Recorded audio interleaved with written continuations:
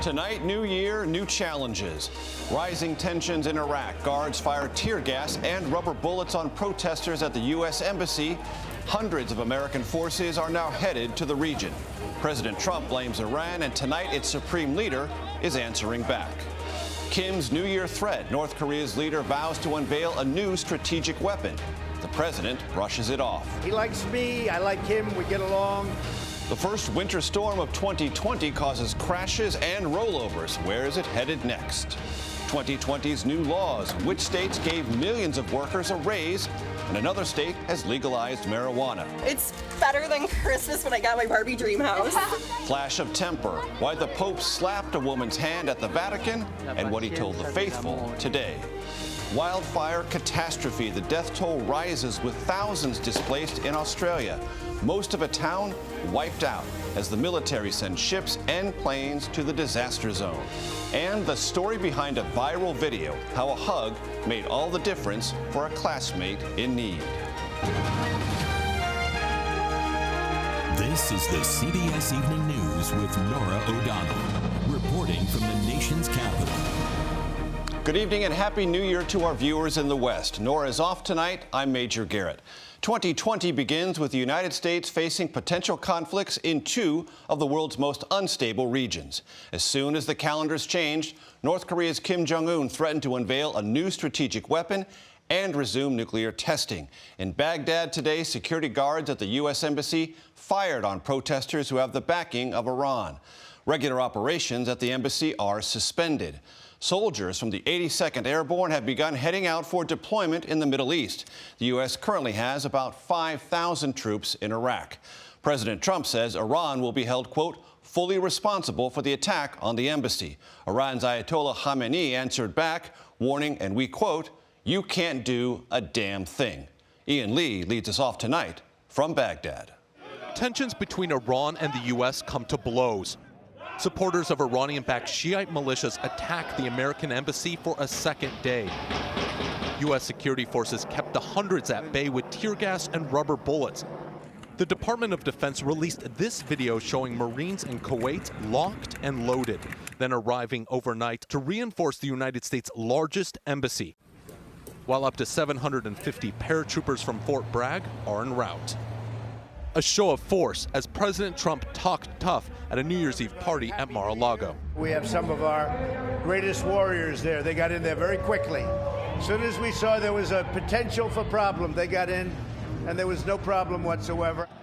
This crisis began when an American contractor was killed on an Iraqi base.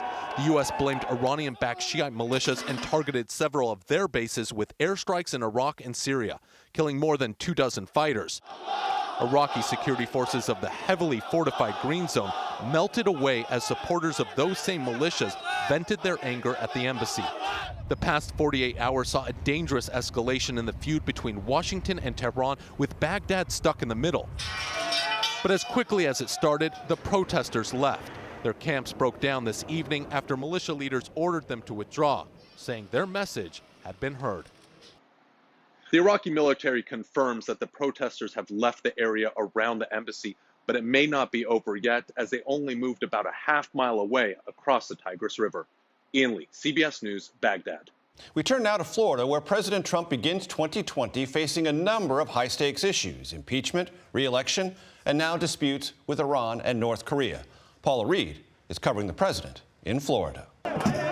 The U.S. Embassy attack threatens to draw President Trump into the kind of Middle East entanglement he has sought to avoid.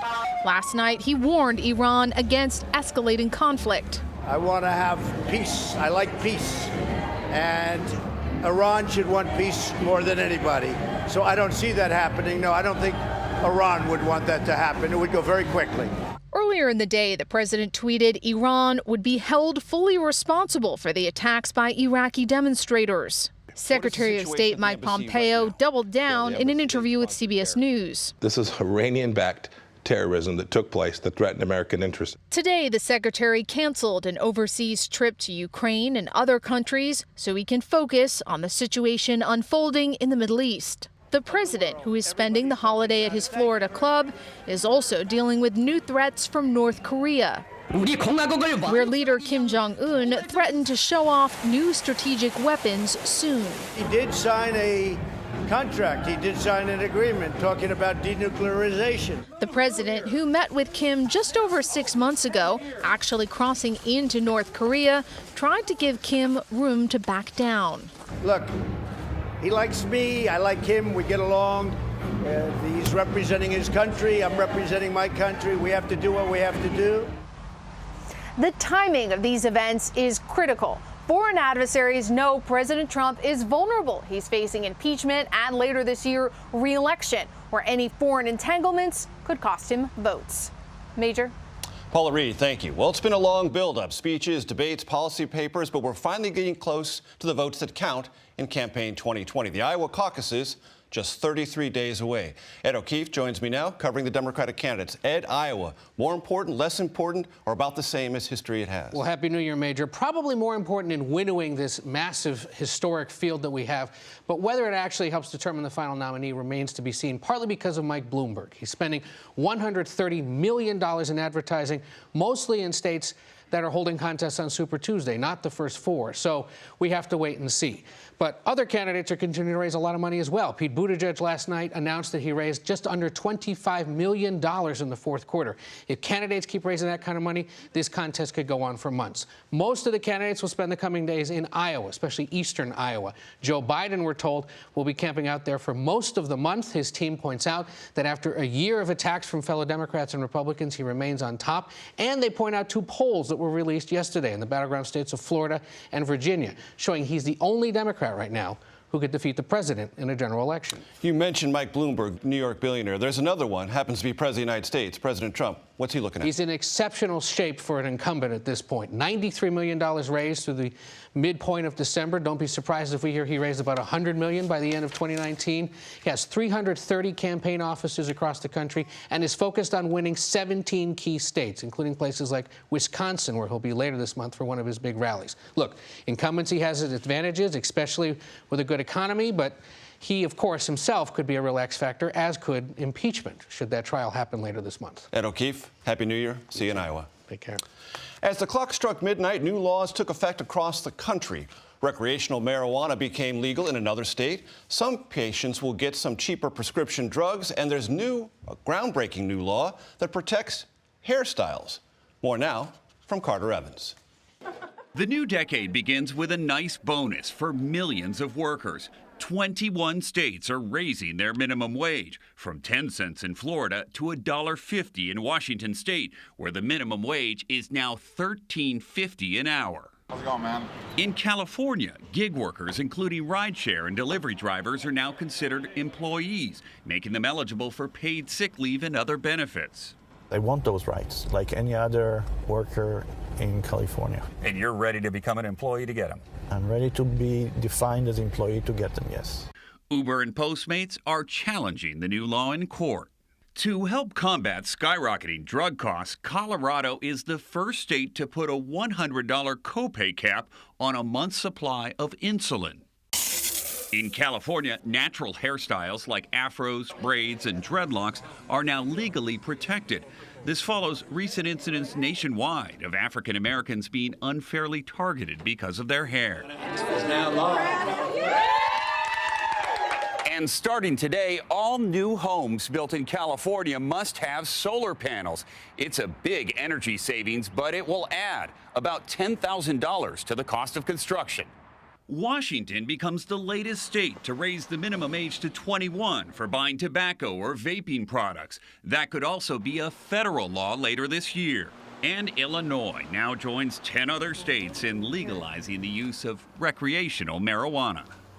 Also in Illinois, it's now illegal to stream video while you're driving. Yes, that's a thing, and it's caused some deadly accidents, proving once again some laws are designed to protect us from ourselves. Major? Carter Evans, thank you so much. The first winter storm of this new year and new decade is bringing heavy snow to parts of the West. Salt Lake City is expected to get about 4 inches.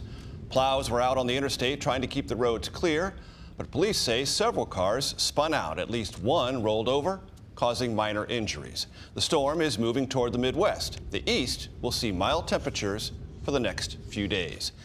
In southern Australia, at least 3 more people died today from the raging wildfires. Nationwide, the fires have claimed at least 17 lives. Thousands of homes have been destroyed. Today, Navy ships and aircraft headed to the areas cut off by the fires to deliver much-needed supplies. At the Vatican today, as Pope Francis delivered his New Year's address, he spoke briefly about a surprising episode from yesterday. Seth Doan reports the Pope showed a side of himself we rarely see.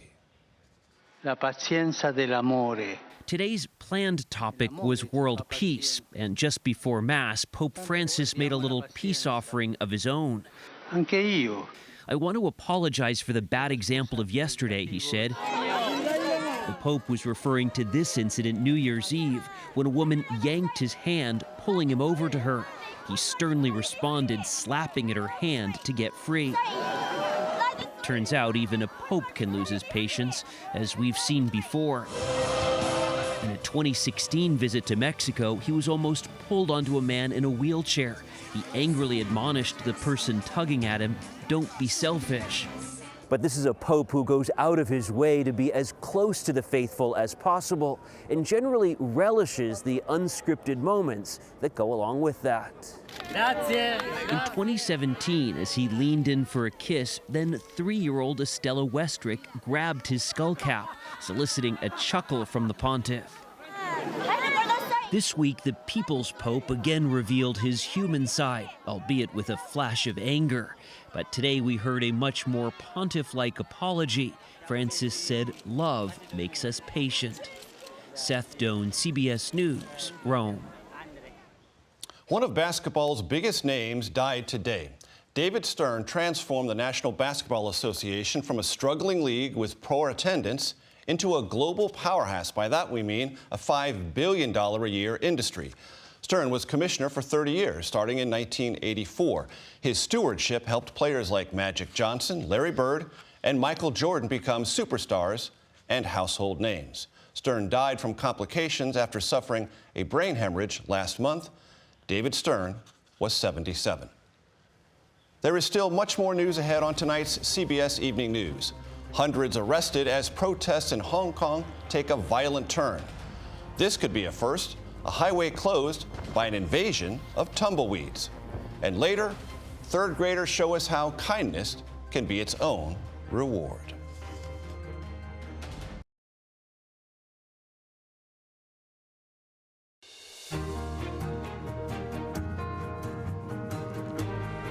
Violent protests in Hong Kong that started nearly 9 months ago have now stretched into 2020. Hundreds of thousands jammed the streets today. Police used tear gas and water cannons to break up the crowds. Crowds demanding democratic reforms and more independence from China. Officials say about 400 arrests were made. We want to show you and tell you about a bizarre weather phenomenon in Washington state. Tumbleweeds piled up 15 feet high along a highway. Some vehicles were trapped and some of their occupants rang in the new year, well, inside their cars. Rescuers finally got them out using snow plows to clear the tumbleweeds. Some folks, we don't know why, like to start the new year, by freezing. In the Netherlands, thousands dressed in swimsuits and red caps and braved the cold for a dip in the very, very cold North Sea. New York's Coney Island, another big splash as thousands took the polar bear plunge into the chilly Atlantic Ocean. When we come back, a favorite story from 2019, all about the power of a hug. If you can't watch the CBS Evening News, you can listen. Subscribe wherever you get your podcasts. Sponsored by Prevagen.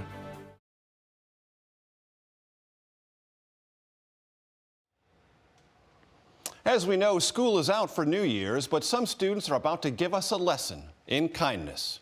Here's Chip Reed. The third graders at Philadelphia Elementary School in rural Tennessee just love to help each other. Did you get number 3? I counted. Yep, it's 12. But recently, Daniel Hunt needed help with a lot more than math after his family's house burned to the ground. No one was hurt, but they lost almost everything. So they launched a toy drive and surprised him with dozens of games and toys. Daniel was so moved that instead of checking out all those gifts, he motioned for his classmates to come on in for a group hug that went viral. The hug seen round the world. I say, come here. And they gave me a big hug. They nearly pushed me. How many of you were involved in that famous group hug with Daniel? We came to Tennessee to meet these young icons of generosity. I gave him some comic books to read. I gave him a dinosaur Lego kit. I gave him a blanket and a lunchbox. Why did they do it? Because Daniel is a nice friend and he's always there for us when we need him to give us a hug and be kind to us. And how did it make them feel? When you give something to someone, it makes them happy and it makes you happy too. Just complete whole joy. At this point, we noticed their teachers' eyes were filled with tears. Just a few tears of joy. I'm so proud. I love how much love they have to give. All that love got to Daniel, All right, too. guys, I think Daniel needs another hug. Third graders teaching us that sometimes what we need most is a hug. Chip Reed, CBS News, Philadelphia, Tennessee.